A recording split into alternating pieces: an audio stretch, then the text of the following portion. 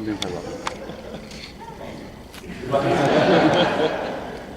that's what classmates, family members, special guests, faculty, and staff. Let me start by saying, as an American, how proud I am to have been elected your class speaker. Now, those of you who know me know that I am, in fact, a Canadian. However, forms were sent out and we had a vote, and the votes came in, and the only thing I heard when I passed by the office, and I won't mention any names, but one of the OPM staff saying, "Dear God, I hope these people are better at business than they are at geography."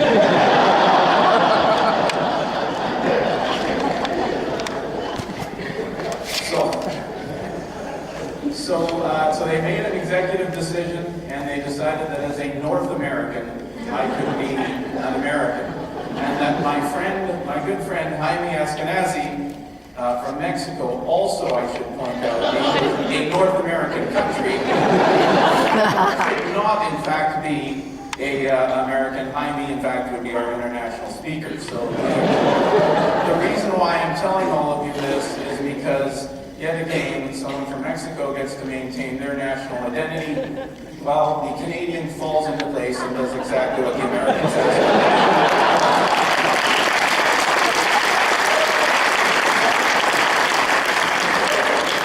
So I stand to be here. I can't even imagine the number of people in this world who would give almost anything they had to experience what we just had. For 375 years, this college has educated business leaders, doctors, lawyers, theologians, politicians, including 8 presidents and 75 Nobel laureates. This is indeed a very special place, and they have educated the brightest of the bright. Which of course begs the question, how the hell did we get this? That's another story for another day.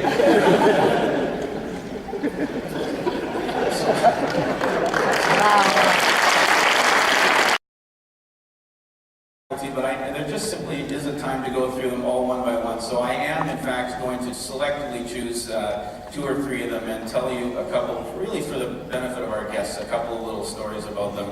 And there's really no better place to start than my good friend, Linda Appleby. Not only well, first of all, I should tell you, I affectionately refer to Linda as the Velvet Hammer, and you'll know why shortly. But Linda is not only incredibly brilliant, she is not only by far the best dressed professor on the planet, unbelievably turned out every day, incredible.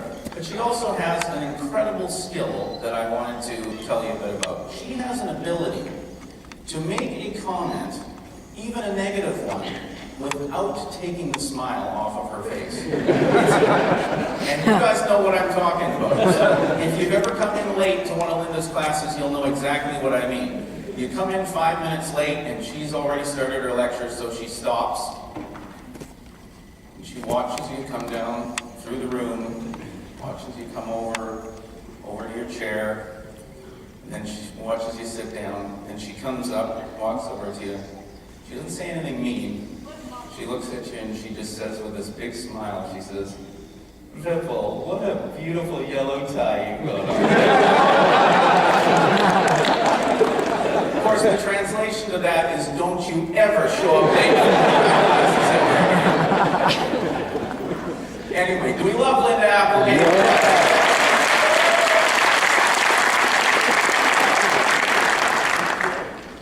I can see him now, my good friend Josh Lerner. Josh, I just got to do this. First of all, I got to tell our guests, Josh Lerner is our professor of finance. He has an IQ documented to be north of 5 million. He is scary, scary smart. World-renowned in corporate finance and entrepreneurship research, and while he is one heck of a smart guy, he does have a few little quirks in terms of stuff.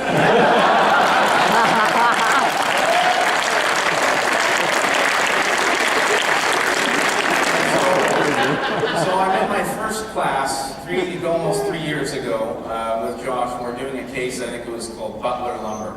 And Josh asked a question, and he said it was something to the effect of, what do you think of the relative strength of Butler's balance sheet? And I thought I'd prepared for the class reasonably well, and so, I thought about it and thought, okay, well, just put your hand up. So I put my hand up. Next thing you know, I'm being attacked. He came from right across the room like this. And he stopped right before me. I thought, my God, what have I said to this guy? I haven't said anything. All I've done is put my hand up. Then I realized that, in fact, he's not out to get me. He's just really excited about balance sheets and income statements. Anyways, how about it? Josh Lerner, everybody.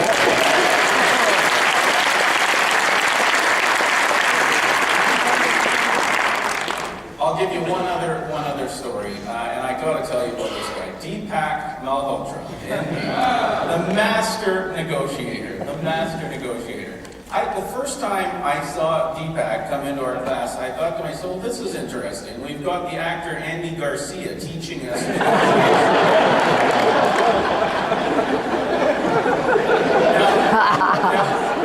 Deepak is a very handsome man, there is no doubt about it, and I tell you, if you would have to sit there in class, and you guys know what I'm talking about, if you had to watch the ladies in our class asking questions and stuff like that, after a while you would have been forgiven for thinking he was, in fact, Andy Garcia.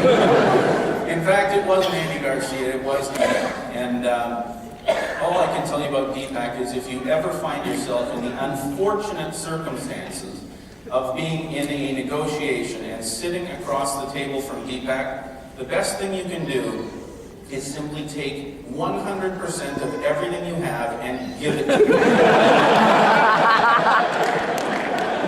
Save yourself the time and the intellectual indignity of getting caught in the negotiation. Tonight, if he offers to sell you a $100 bill,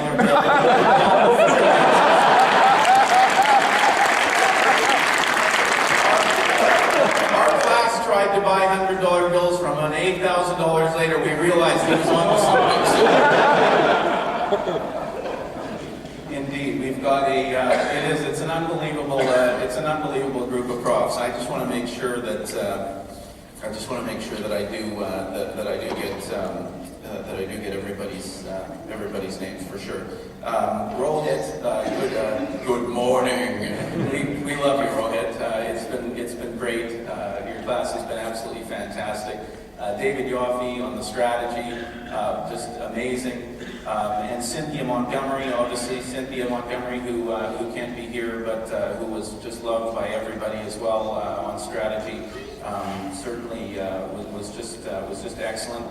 VG, I don't know how anybody can make control fun and interesting, but you managed to, and that was just great. Forrest Reinhardt, his cases were a bit long, but we love Forrest in global markets. Robert Kaplan, obviously, who you got to hear earlier, was just amazing. The new guy on the block, Ashish Nanda, I wish he was here because I have one question for him. And the guests were in his class yesterday. We got to figure out what kind of coffee that guy drinks. I have never seen energy like that in my life. It's absolutely unbelievable how he moves around the class. And last but not least, the king of leadership and John Dancing Shoes Davis.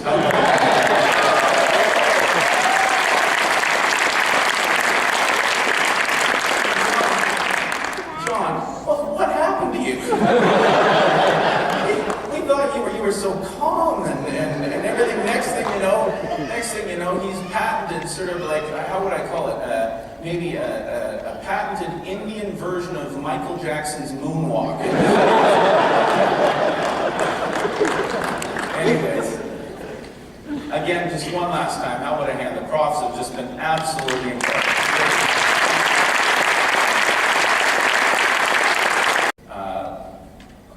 It just tells me for sure that this OPM 41 family is going to live and be around together for a long, long time. And while it's true that there are over 40 countries represented at OPM 41, I would like to actually share a message with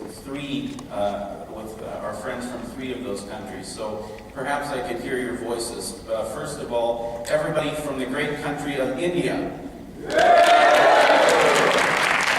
And how about our friends from Nigeria? And how about our friends from Brazil? Actually, the message for you is from the university itself. And it says, as a result of the events of the last week, you hereby owe us 1,900 square feet of carpet, 7 lamps, 2 big screen TVs.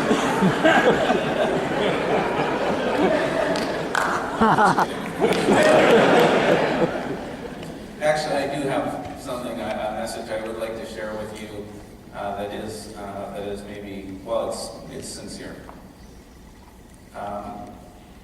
I guess, well, I believe it's true that the United States and Canada, for that matter, have got many, many great years, decades, even centuries ahead of them.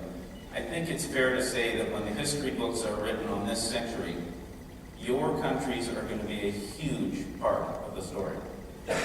Over 1 in 4 people on this planet live in your 3 countries.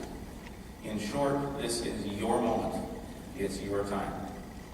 The decisions that you and your fellow business leaders make over the next 10 to 20 years are not only going to affect the standard of life and living for you and your families and your employees, but countless other people who are yet to find a path to an education, to quality health care, and to medicines and more.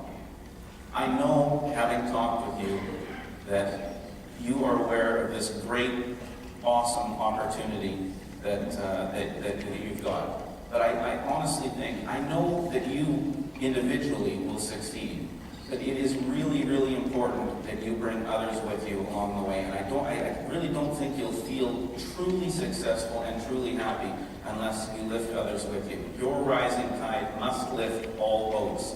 And I know, having gotten to know many of you personally and discussed this at great length with you, that you're aware of what a great opportunity you have. I know and we know that you will be tremendously successful, and we wish you great luck as you carry on that journey.